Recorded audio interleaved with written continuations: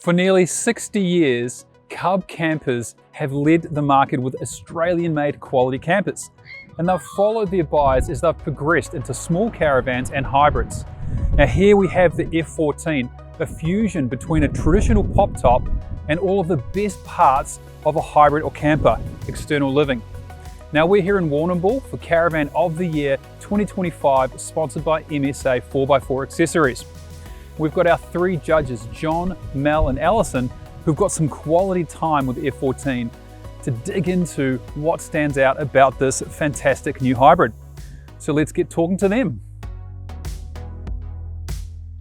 Mel, Cub, synonymous with camper trailers, have recently moved into caravans. We've seen the very successful C16 and the H16. We've always been blown away by their build quality. Has it carried across to the F14? I think so. The F14 is a little different to the previous caravans, but it still has that simple line style that most of the Cub campers have. It's built with a DuraGal chassis, 100mm rails, 150mm drawbar, with the composite body finish. The canvas is all Australian made. I think it's very well done.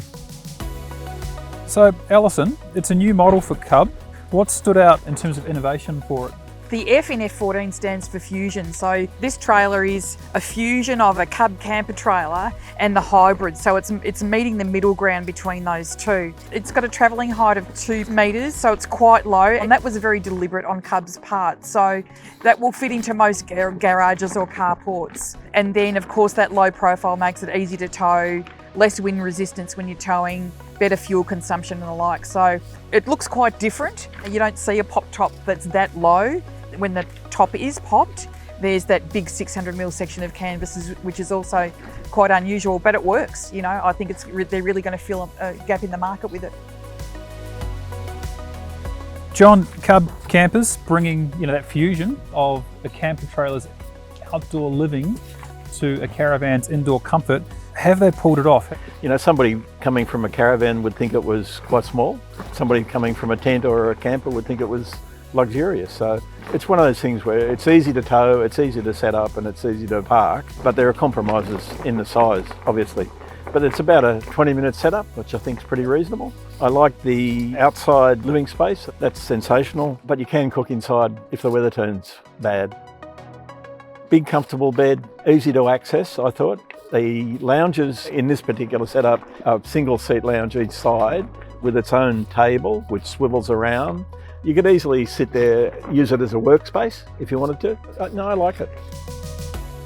Mel, I can't imagine it's as easy to tow as a Cub camper, but the F14 is still not a huge hybrid. What was it like to tow and what would you use normally? I think it was a very easy tow on a little test circuit around the rougher roads and the freeways. It sat behind the Toyota Hilux very nicely. It has a tare mass of 1759 kilos and an ATM of 2500 kilos. So there's a wide range of tow vehicles you can use without a problem. You could use something that's a few years old that still tow very easily. Yeah, I was thinking the same thing. 2,500 kilos, you could use an older Prado even. Yeah, you'd have no problem. Like that. Yeah, so it's in that respect, it's a very versatile towing prospect. Alison, the F14 has the tallest roof section I've seen on a pop-top hybrid before. How easy was that to set up? Really easy to use. It's quite a wide piece of canvas, but that's all electric. To get that roof up is very easy. What about that stunning kitchen on the outside? It looks like it comes out from the camper and then turns back against the camper. What was that like to set up and use? Very easy, and there's similar external kitchen in all the Cub range. So it slides out and then pivots so it's parallel to the van. And it's a thing of beauty, that Rymex stainless steel surface, which doesn't show smudges, is very hard to scratch, really heavy duty. They've put in a pantry behind that external kitchen now for, condiments and things. There's some spotlights so you can see what you're cooking at night. There's a little sink there, so it really is lovely. I think, when you're talking about ease of use, it's a very low door.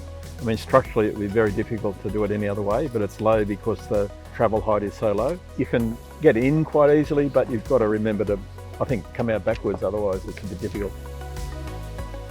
Who's the buyer going to be for it? I think the buyers, in some cases, are going to be people who have travelled in camper trailers and they want a little less flapping canvas. and something that's easy to set up. It looks like there's a bit of a market there. The Cub is quite easy to set up, but it still offers the camper trailer lifestyle with a few less setup features.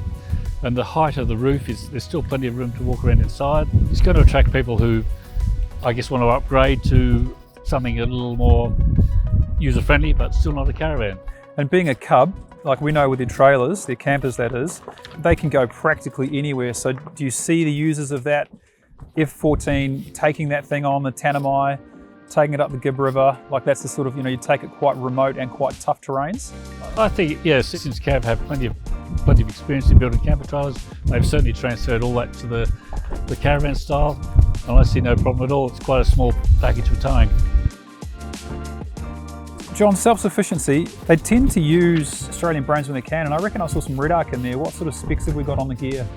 The hybrid that we saw came with an upgrade pack. So they put in the essentials, and if you feel you need more, then there's 3 packs that you can upgrade. And that's probably a pretty sensible idea. They spec'd it up to 300 amps of lithium instead of 150. This came with a Red Arc 3000 watt inverter, a BMS 30 Red Arc charger. There was 720 watts of solar on the roof, which was double what was standard, and they had an additional 100-litre water tank. It also came with an OGO composting toilet. I wouldn't say it was over the top, but it was certainly adequate. What blows your mind about the Cub? It looks different to anything else that's out there at the moment. It's come in and it's a little kind of category on its own, that fusion. It kind of oozes that Cub camper quality. If you were a camper trailer camper and you walked in and saw that king-size bed, you just think that you're in heaven. They really do the insides of their vans very well. It's easy to tow with a 4x4. It meets a lot of people's needs, and I think that's a great all-round package. Value for money, John. Cub invests a lot in R&D and it uses quality components, so we can't expect the F14 to be cheap, but is it justifiable in its price? I would say yes. It's an Australian company that's been around for a long, long while with a really good, solid reputation.